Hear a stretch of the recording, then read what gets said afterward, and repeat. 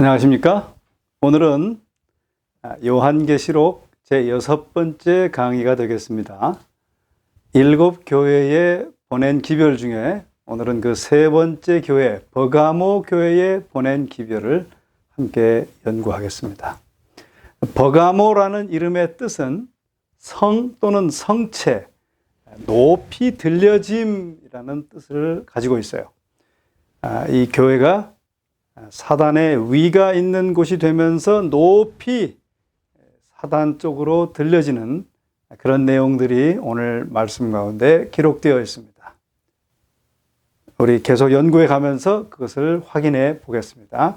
지리적 배경은 서머나 교회가 있는 서머나 시에서 북동쪽으로 약 40마일 지점에 위치하고 있었습니다.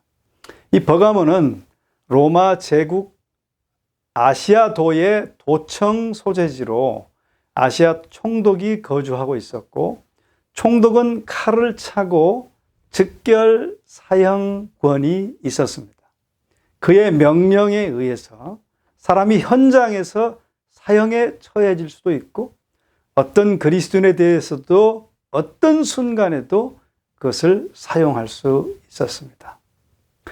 그런 버가모에 있는 버가모 교회에게 예수님은 자신을 이렇게 소개합니다. 버가모 교회의 사자에게 편지하기를 좌우에 날선 검을 가진 이라고 말씀하십니다.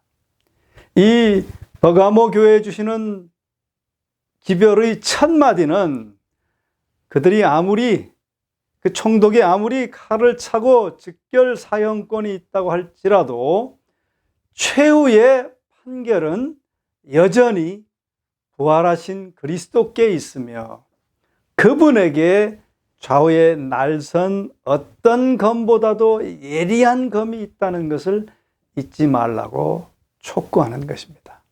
여러분 잘 아시는 것처럼 히브리서에 의하면 하나님의 말씀은 좌우에 날선 어떤 검보다도 더 예리합니다.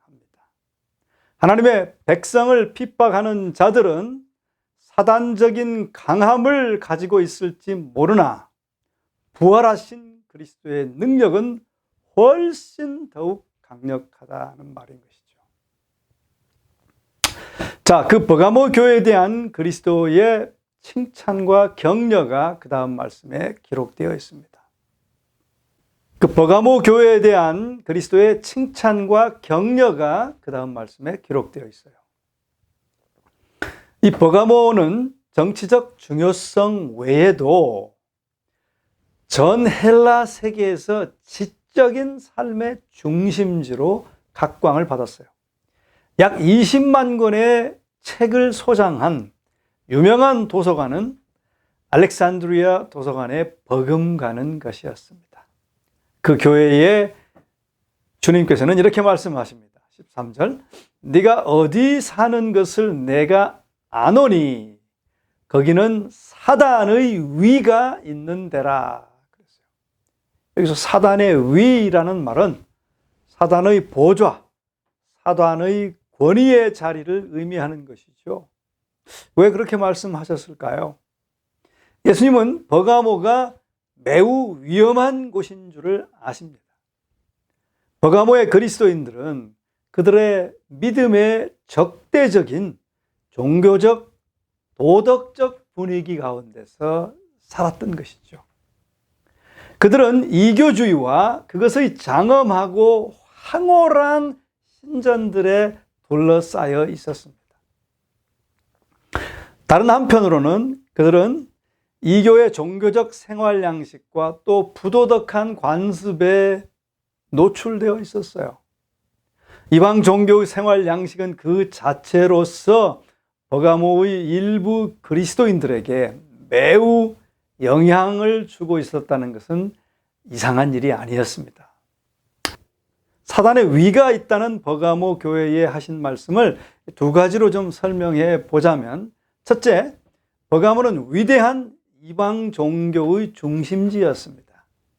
제우스나 또 아테나, 또 디오니수스 신, 또 아스클레오피오스를 위해 세워진 장엄한 신전들로 버가모는 아주 유명했습니다.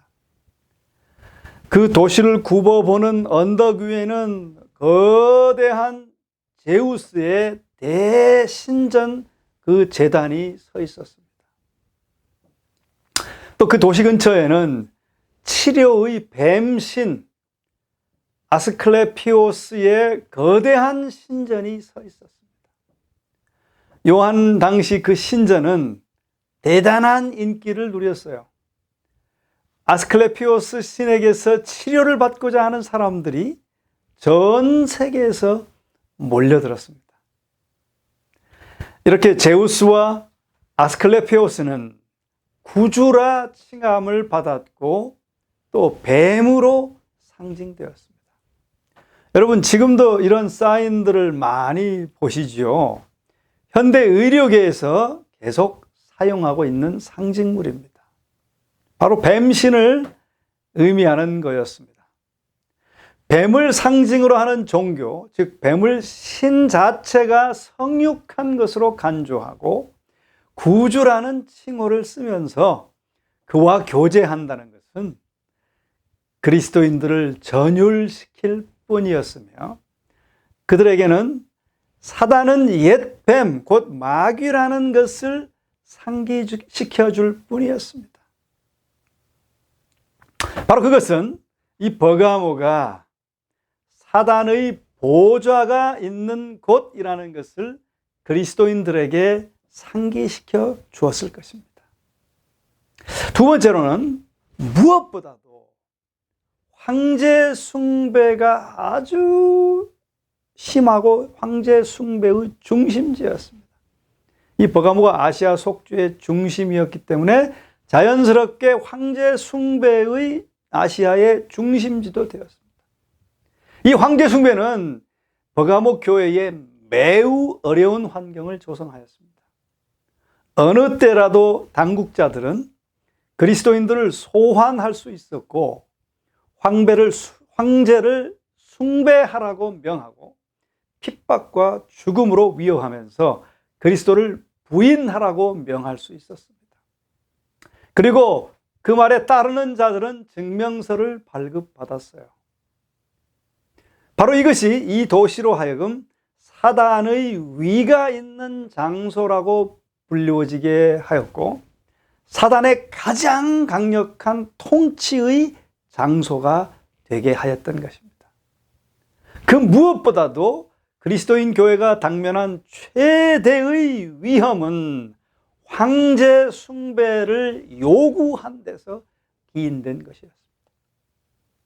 그 도시는 황제 숭배에 있어서 아주 아시아 전체의 중심 역할을 했던 것이죠. 여러분 잘 아시는 것처럼 요한 당시의 황제 숭배는 모든 시민들의 신성한 의무였습니다.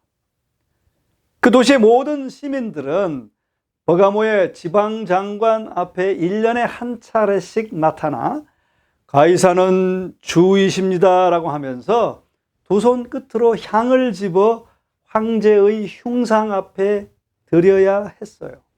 그런 다음 수료증이 발급되었죠. 황제 숭배는 이렇게 로마에 대한 충성을 시험하는 것이었습니다. 그 숭배에 참여하여 수료증 받기를 거절하는 것은 핍박과 죽음을 의미한 것이었습니다. 버가모의 그리스도인들은 사단이 거주한 바로 그곳에서 살았어요. 그들은 분명 그리스도에 대한 그들의 믿음을 포기하고 부인하라는 요구를 받았던 것이죠. 13절 말씀에서 그 도시를 사단의 위가 있는 곳 또는 사단의 거하는 곳으로 반복하여 거론한 것은 버가모가 거기에 살고 있는 그리스도인들에게 얼마나 위험한 장소가 될 수 있었는지를 암시하는 것입니다. 왜 버가모를 사단의 위가 있는 곳으로 불렀는지 대략 여러분들이 이해하게 되셨으리라 생각합니다. 그러한 환경에도 불구하고 버가모의 그리스도인들은 끝까지 충성하였습니다. 계속해서 주님께서 말씀하십니다. 13절, 내가 내 이름을 굳게 잡아서 내 충성된 증인 안디바가 너희 가운데 곧 사단의 거하는 곳에서 죽임을 당할 때에도 나를 믿는 믿음을 저버리지 아니하였도다 라고 기록합니다. 버가모가 그리스도인들에게 믿음 생활을 하기에 매우 위험한 곳이었고, 그리고 그들이 도망쳐서 다른 곳에 가서 살 수 있는 많은 이유들이 있었다는 사실에도 불구하고 그리스도인들은 그들이 살고 있는 곳, 곧 사단의 가장 강력한 통치가 있는 곳에서 그리스도를 위해 증거하고 확고히 살기로 결심했던 것입니다. 그들은 아마도 버가모 교회의 충성된 자들 중에 한 사람이었을 안디바가 경험한 것 같이 핍박과 죽음을 눈앞에 두고서도 끝까지 충성하였던 것입니다. 여기서 내 충성된 증인 안디바라고 말했는데, 헬라의 흔한 이름인 안디바는 필시 그의 신앙 때문에 순교를 당하고 끝까지 충성한 버가모의 한 그리스도인이었을 것입니다.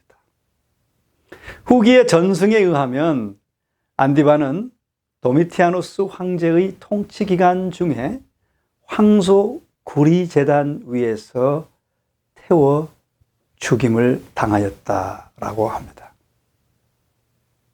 여기서 예수님이 안디바를 내 충성된 증인으로 칭하신 것은 의미심장합니다. 충성된 증인이라는 용어는 요한계시록에 나오는 예수님 자신의 칭호입니다. 계시록 1장 5절에 그렇게 기록되어 있어요. 초기 교회에서 증인이라는 헬라어 단어 마르튀스는 증인이라는 뜻도 되고 순교자라는 뜻도 되었습니다. 즉 초대교회에서 증인이 된다는 것은 순교자가 된다는 뜻인 것이죠. 그렇습니다. 예수님은 충성된 증인이셨고 순교자이셨으며 그리스도를 위해 증거하는 모든 이들은 종종 그분과 함께 그리고 그분을 위해 고난을 겪어야 합니다. 오늘날도 그리스도를 위해 증거하는 자는 종종 그리스도를 위해 순교하는 자입니다. 꼭 그의 생명을 그리스도를 위해 바쳐야 한다는 의미에서가 아니라 그리스도인의 원칙들을 고수하기 위해 고난을 겪어야 한다는 의미에서 그렇습니다. 그러나 여러분 꼭 기억해야 할 한 가지가 있는데요. 그것은 예수 그리스도께서는 안디바에게 그러셨던 것처럼 충성된 자들에게 그분 자신의 칭호에 걸맞는 칭호를 주신다는 사실입니다. 그리스도를 위하여 고난받는 것은 그리스도께서 이미 통과해 가신 것을 경험하는 것을 의미하며, 또한 종국에는 그분과 함께 영광을 공유하게 될 것을 의미합니다. 자, 이 교회에 대한 예수님의 두 번째 책망이 계속되는데요. 이 두 번째 책망은 전혀 유쾌한 것이 아닙니다. 그 책망은 이렇게 기록되고 있습니다. 14절, 그러나 내게 두어 가지 책망할 것이 있나니 거기 내게 발람의 교훈을 지키는 자들이 있도다. 발람이 발락을 가르쳐 이스라엘 앞에 올무를 놓아 우상의 제물을 먹게 하였고 또 행음하게 하였느니라. 이와 같이 내게도 니골라당의 교훈을 지키는 자들이 있도다. 이 버가모 신자들은 분명히 나뉘어져 있었던 것 같습니다. 안디바와 같이 일부 그리스도인들은 그리스도의 이름을 굳게 붙들었고 그분에 대한 믿음을 부인하지 않았습니다. 즉 그들은 세속적인 행위와 생활 양식 등과의 어떠한 타협에도 반대하였습니다. 그러나 버가모의 다른 어떤 그리스도인들은 발람과 니골라당의 교훈들을 붙들었어요. 버가모와 두아디라 교회들은 이 거짓 교사들을 용납하였던 것 같습니다. 이 니골라와 발람은 용어상 평행을 이루는 것 같습니다. 니콜라오스는 니카오와 라오스를 합친 복합 헬라어이며 백성을 정복하는 자라는 의미를 가지고 있습니다. 또 발람은 두 히브리어를 합성한 것이에요. 즉 백성이라는 뜻과 발, 파괴하다, 삼키다라는 단어. 그래서 그것을 합쳐서 백성의 파멸을 의미하는 것입니다. 그러므로 니콜라오스는 히브리어 발람의 헬라어 역이라고 할 수 있습니다. 따라서 이 두 이단 그룹은 동일한 오류를 따르고 선전하고 있었을 것이에요. 여러분, 발람의 교훈을 알기 위해서는 민수기 22장, 24장, 25장을 찾아보셔야 하는데, 간단하게 말하면 모압 왕 발락이 제리의 눈이 먼 선지자 발람을 이용해서 이스라엘 백성들이 우상 숭배에 빠지게 한 것입니다. 바로 버가모 시대에 교회의 거짓 교사와 지도자들은 세상의 재리와 명예를 탐하여 우상과 타협해서 교회를 부패케 하였던 것입니다.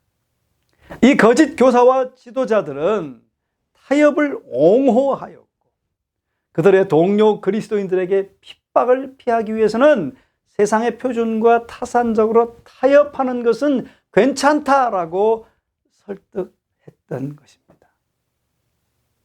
자, 이렇게 이 버가모 교회는 역사적으로 적용하면 AD 313년부터 AD 538년의 사이에 있는 교회에 적용될 수 있습니다. 그 313년부터 538년 사이에 교회가 어떻게 버가모 교회처럼 타협하게 되는지를 잠시 살펴보겠습니다. 로마는 에베소 교회에서 서머나 교회에 이르는 동안 기독교를 박멸하는 정책을 펴왔어요. 그러나 혹독한 박해가 만들어내는 정금 같은 신앙의 불꽃을 그들은 결코 끌 수가 없었습니다. 한편 유대 나라의 이교 국가인 로마 통치에 항거하는 유대 반란으로 야기된 안식일 준수 금지령 핍박으로 인해 교회 내부에서는 분란이 일어났습니다. 한 그룹은 목숨을 걸고 안식일을 계속 지키는 무리들이 있었고, 또 다른 그룹은 안식일 대신 타협하여 일요일을 지키는 무리들이 있었습니다. 또 어떤 그룹은 두 날을 모두 지키는 무리들이 있었죠. 사실 이 로마는 이교의 국가였는데 많은 이교들 중에도 이런 와중에 기독교가 로마 제국 내에 2대 종파로 확장되었습니다. 즉, 첫 번째 종파, 로마 제국 내의 첫 번째 종파는 태양신을 숭배하는 이교, 첫 번째 종파고, 두 번째는 또 다른 의의 태양이신 그리스도를 숭배하는 그리스도교. 이 두 종파가 로마 제국 내에 2대 종파가 된 것입니다. 그런 중에 서기 306년에 부왕 콘스탄티우스가 죽고 그의 아들인 콘스탄티누스가 여러 경쟁자들을 물리치고 로마에 입성하여 제위를 계승하기 직전에 있었던 일입니다. 이 콘스탄티누스는 로마의 황제로 입성하기 위해 312년 10월 27일 밀비안 브릿지에서 막센티우스와의 전투를 벌여 승리를 하게 됩니다. 이 전투에 임하기 직전에 해가 질 무렵 하늘에 나타나는 불꽃 같은 십자가 환상을 보았습니다.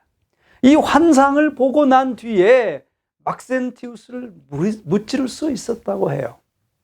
물론 이 십자가 환상은 제가 생각할 때는 마귀가 콘스탄티누스를 이용하기 위해서 보여준 환상이라고 생각할 수 있습니다. 그 십자가는 자연숭배나 이교의 교회에 관련된 상징물이었어요. 그래서 콘스탄틴은 313년에 기독교를 공인하는 밀라노 칙령을 내렸지만 그는 여전히 태양신 미드라를 신봉하는 자였으며, 콘스탄틴은 밀라노 칙령이 발표된 지 오랜 후에도 원로원의 신들 중의 하나로 분류되어 그 자신이 콘스탄틴의 회심 이후에도 오랫동안 그에게 제사가 드려졌다는 사실입니다. 어쨌든 313년에 밀란 칙령이 내려지고 기독교가 공인된 이후에 이제 기독교는 단지 명목상 그리스도인을 가장한 사람들이 다수를 이루고 큰 비율을 이루고 주류를 이루게 되었습니다. 그들은 전에 이교도일 때와 다를 바가 없었어요. 그렇게 그들은 교회에 밀려 들어왔고 오류와 타락이 홍수처럼 교회에 밀려 들었습니다. 그것은 교회에 전에 없었던 심각한 영적 문제들을 초래하였습니다. 또한 콘스탄틴은 황제의 권한을 이용하여 종교 문제에 직접적인 관여를 하였어요. 그러므로 황제 교권주의라는 말이 이 기간에 생겨나게 된 것입니다. 콘스탄틴 시대에 이교주의가 기독교의 탈을 쓰고 캐톨릭을 만들어낸 것입니다. 이러한 시대적 배경에 힘입어 로마의 콘스탄틴 황제는 마침내 321년 3월 7일에 일요일을 공식적인 휴일로 선포하게 되었으며 그 내용은 다음과 같습니다. 이 태양을 존경하는 날에 모든 관공리들과 각 도시의 주민과 제조공장의 종업원들은 휴업하라. 그러나 농촌에서 경작에 종사하는 농민은 자유로이 노동할 수 있다. 이는 씨를 뿌리고 포도를 심는데 불리할까 염려됨이라. 그렇게 말한 것입니다. 이렇게 결의를 했어요. 이런 일요일 휴업령의 결과는, 이 법령은 그리스도교 역사의 새로운 장을 열게 하는 기점이 되었습니다. 이 일요일 휴업령을 통해서 콘스탄틴 황제는 제국 내의 2대 종파, 즉 첫 번째 태양신 아폴로를 숭배하는 이교도들과 또 다른 의의 태양이신 그리스도를 숭배하는 그리스도 교도들을 일요일로 묶어서, 태양신을 숭배하는 일요일로 묶어서 단일 종교로 융합해 보려는 야심적인 종교 정책을 시도했던 것입니다. 이와 같이 일요일 예배는 비성서적인 배경을 가지고 매우 인위적이면서도 이교적인 방법으로 교회에 들어와 자리를 잡게 되었습니다. 그리고 당시에 캐톨릭화되어가는 종교, 정치, 사회적인 분위기와 조화를 이루면서 마침내 교회에서도 일요일 예배를 합법화시키기 위한 몇 차례의 회의가 있었고, 성경의 권위가 아닌 교회의 총회를 통하여 결의를 하게 된 것이죠. 325년 니케아 종교회의에서는 태양의 날 일요일을 부활절로 성수하도록 결의하였습니다.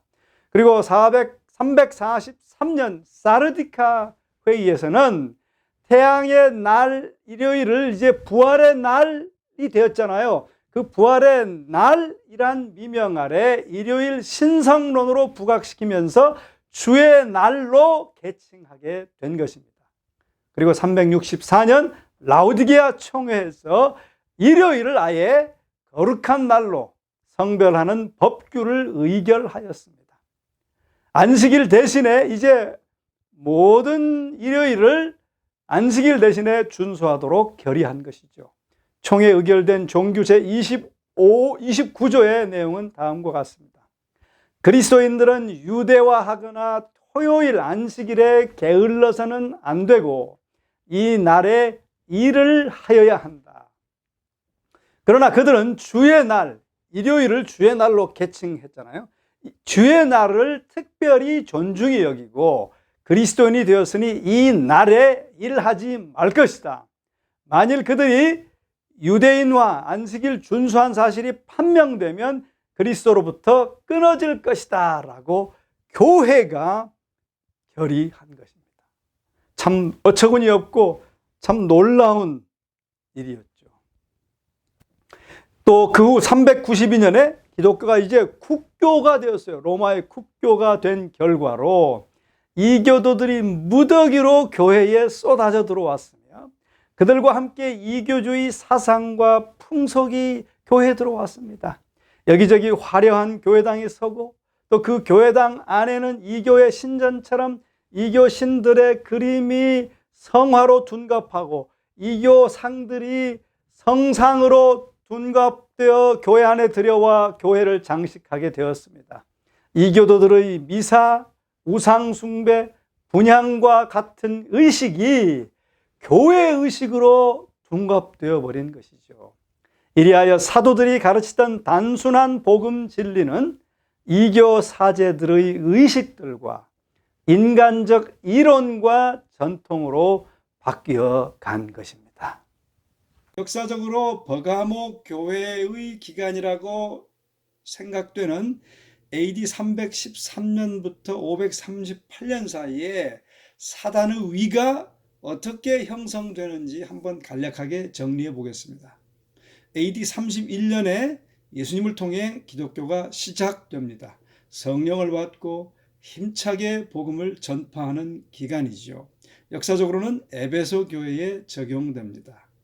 그런데 AD 100년경부터 로마 제국에 의해 기독교 박해가 시작되어 313년까지 계속됩니다. 이 기간은 역사적으로 서머나 교회에 적용됩니다. 이 기간 동안 교회는 박해를 잘 견뎠지만 또 다른 한편 교회 안의 사단의 회에 의해 박해를 피해 타협이 시작되는 것입니다. 그래서 안식일을 일요일로 지키는 등의 타협들이 시작된 것이죠. 그러다가 313년 콘스탄틴 황제가 밀라노 칙령으로 기독교를 공인하자 교회는 이제 이교 로마와 타협해 세속화와 이교화로 치닫습니다. 이때가 역사적으로 버가모 교회의 시작점입니다. 교회 안에 발람의 역할을 담당하는 거짓 선지자들과 지도자들은 이교 로마와 결탁한 것이죠. 진리를 고수하는 대신에 이교 로마와 불법적인 관계를 맺음으로 행음하였던 것입니다. 그리고 교회는 순수성을 벗어나 그야말로 이교화되는 것입니다. 그렇게 이교화되는 교회를 로마 카톨릭 교회라 부르는 것입니다.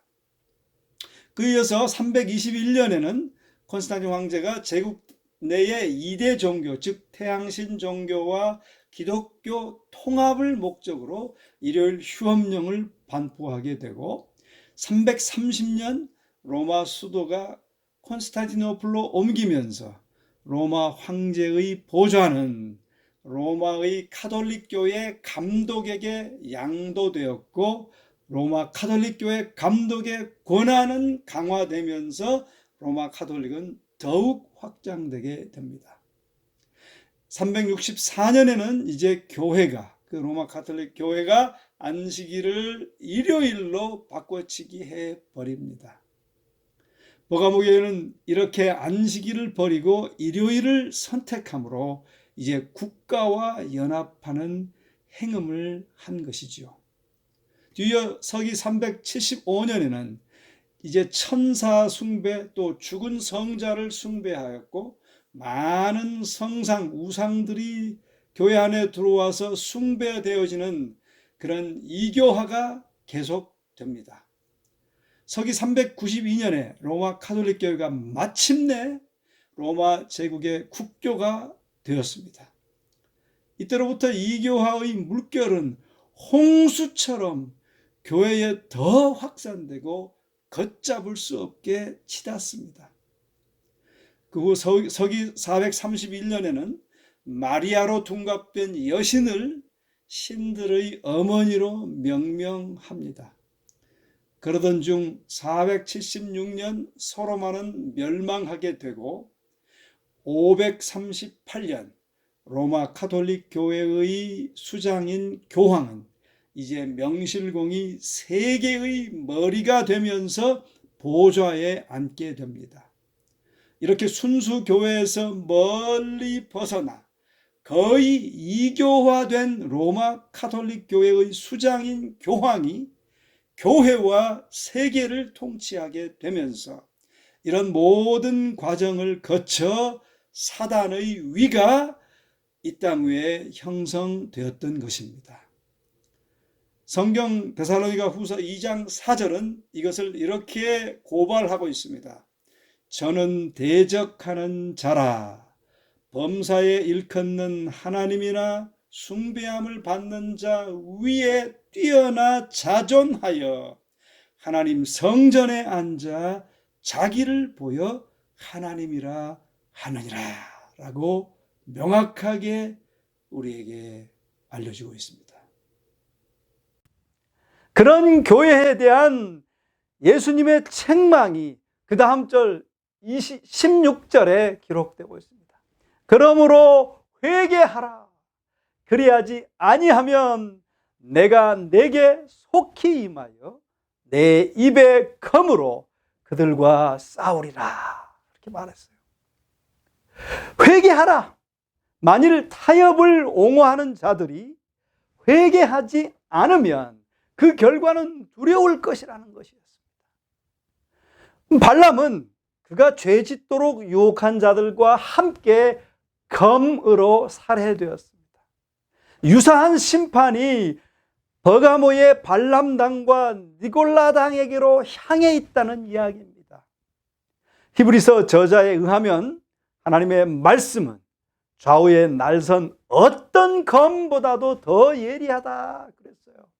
그러므로 여기 계시록의 말씀에서 버가모 교회에 말한 검은 그리스도의 말씀입니다. 또 싸우리라 하는 헬라어 현재 시제는 실제적인 경고를 시사하는 것입니다. 즉 내 입의 검으로 그들과 싸우리라 하는 것은 거짓 가르침이 난무하는 곳에서 주님을 믿노라 하는 자들이 진리를 수호하지 않으면 친히 진리의 검을 가지고 나타나셔서 저들을 격파하시고 진리를 수호하신다는 말씀입니다. 그렇게 말씀하신 후에 이제 이기는 자에 대한 보상을 17절부터 말씀하십니다. 다 함께 읽어볼까요? 귀 있는 자는 성령이 교회들에게 하시는 말씀을 들을지어다. 이기는 그에게는 내가 감추었던 만나를 주고 또 흰 돌을 줄 터인데 그 돌 위에 새 이름을 기록한 것이 있나니 받는 자밖에는 그 이름을 알 사람이 없느니라. 이 말씀에서 회개하고 이기는 자들에게는 3중의 약속이 주어져 있습니다. 그 첫 번째 약속은 이기는 자에게 감추인 만나를 주시겠다고 하는 거예요.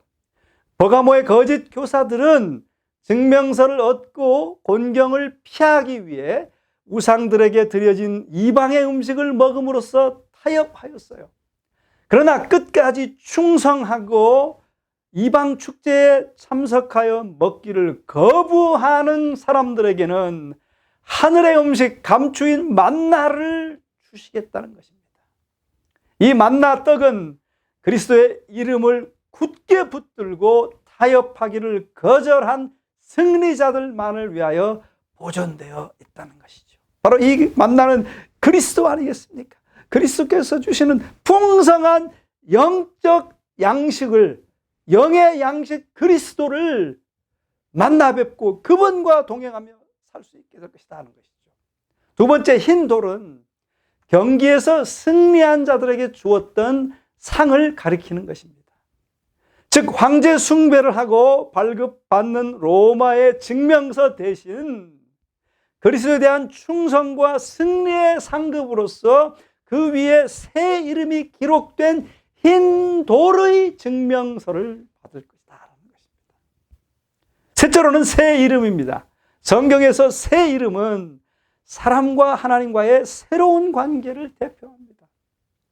야곱이 하나님과 씨름에서 승리하여 이스라엘이 된 것처럼 신앙으로 어려운 환경 중에서 하나님을 굳게 붙들면 우리도 변화되어 이기는 자, 승리자, 정복자, 곧 이스라엘이 될 수 있다는 것이죠.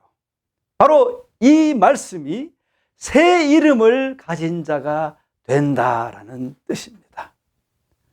사랑하신 우리 성도님들이시여, 버가모 교회의 그리스도인들이 처한 상황은 끔찍한 환경 아래서도 온전히 그리스도를 따르는 자가 될 수 있다는 메시지를 분명히 우리에게 전하고 있습니다. 오늘날 그리스도인들은 그들이 처한 삶의 환경에서 충성된 증인의 삶을 살라는 요청을 받습니다.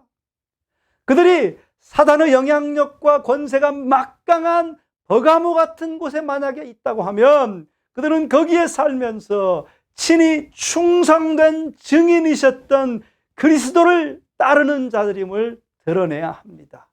안디바와 같은 백성이라는 것들을 드러내기를 간절히 우리에게 호소하고 있는 것입니다. 여러분, 세상의 세속의 물결은 또 여러 환난과 혼란의 물결은 아주 거세지만 그런 중에도 우리는 충성된 증인으로서 안디바와 같은 오직 그리스도만을 따르는 자들로 생애하게 되시기를 간절히 바랍니다. 오늘 그 말씀의 메시지를 깨달으면 오늘 모든 메시지를 아시게 된 것입니다. 여러분과 제가 그런 충성된 증인으로 어떠한 환경과 어떠한 세속화와 어떠한 이교화되는 물결 속에서도 참된 진리를 수호하고 참된 증인으로서 참된 그리스도인의 삶을 살아가는 승리하는 여러분과 제가 되시기를 주의 이름으로 간절히 축원하면서 말씀을 마치겠습니다. 기도하시겠습니다. 사랑의 주님이시여, 오늘 우리 다시 한번 버가모 교회에 주셨던 말씀을 통하여 충성된 증인으로 살라는 우리 예수님의 호소를 깨닫게 하시니 감사합니다. 그렇습니다, 아버지. 어떠한 세속의 물결과 이교의 물결과 혼란과 환란의 물결이 우리에게 닥친다 할지라도 안디바처럼 또 충성된 증인이셨던 예수님처럼 마르티스 순교자가 될 각오를 하고 믿음을 수호하고 참된 진리를 수호하는 우리 모두가 될 수 있도록 은총을 베풀어 주시옵시고 능력에 능력을 더하여 주시옵소서. 예수님의 거룩하신 이름으로 참된 증인이셨던 그분의 이름으로 간절히 축원하옵나이다. 아멘.